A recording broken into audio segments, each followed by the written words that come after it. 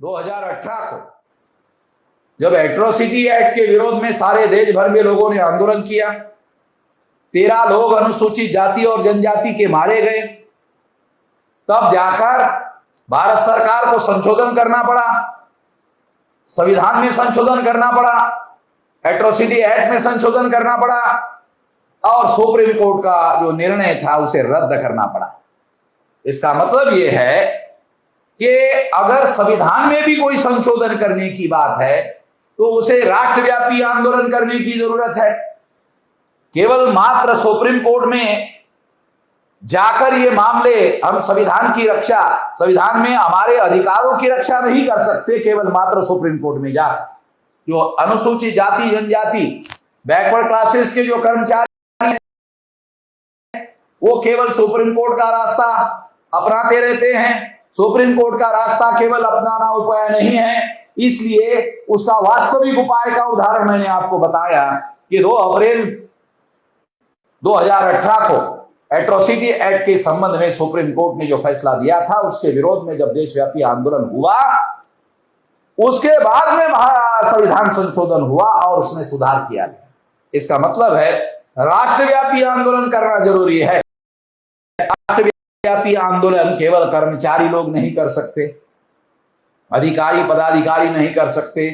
जब तक इस आंदोलन में आम आदमी, साधारण आदमी इस आंदोलन का हिस्सा नहीं बनेगा तो आम आदमी कब हिस्सा बन सकता है? जब उसको अपने संवैधानिक अधिकार समाप्त करने के षड्यंत्र के बारे में जागृत किया जाएगा, तब जाकर यह मामला हल किया जा सकता है। ऐसा करना होगा क्योंकि हमारे पास जो पॉलिटिकल रिजर्वेशन है वो लोग, उनको तो संसद में बोलने के भी अधिकार से वंचित कर दिया गया है।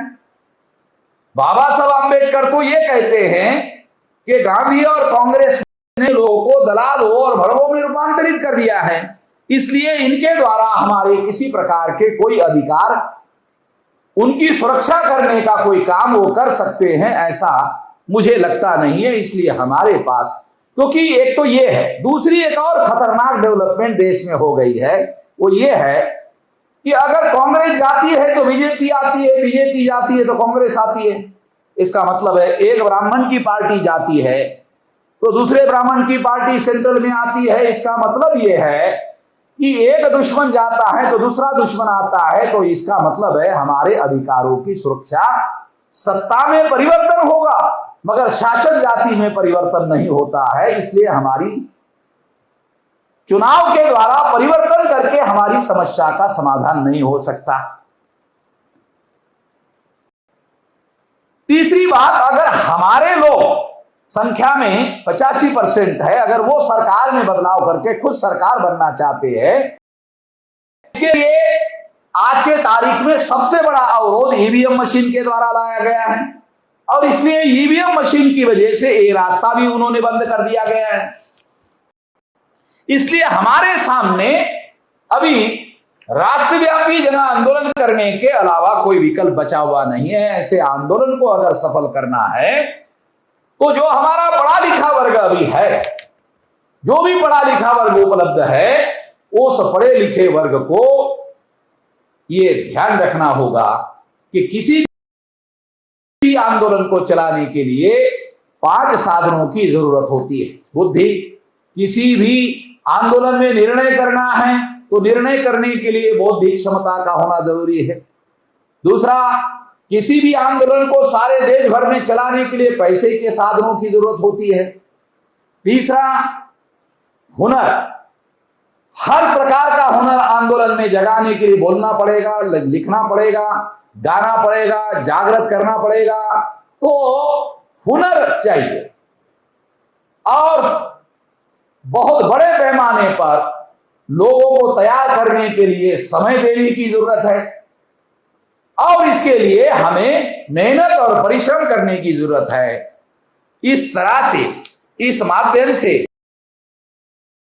इस साधनों के आधार पर जो इंजीनियर लोग हैं वो इस आंदोलन को जन आंदोलन में रूपांतरित करने के लिए मदद कर सकते हैं, क्योंकि बुद्धिजीवी वर्ग के पास साधन है और समाज के पास संख्या है।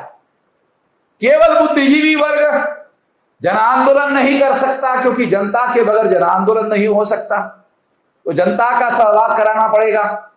तो इसलिए बुद्धिजीवी वर्ग के पास साधन है और जनता के पास संख्या है। संख्या और साधनों का संगम करना होगा और दोनों का संगम करके आंदोलन को जन आंदोलन में रूपांतरित करना होगा। ऐसा करना होगा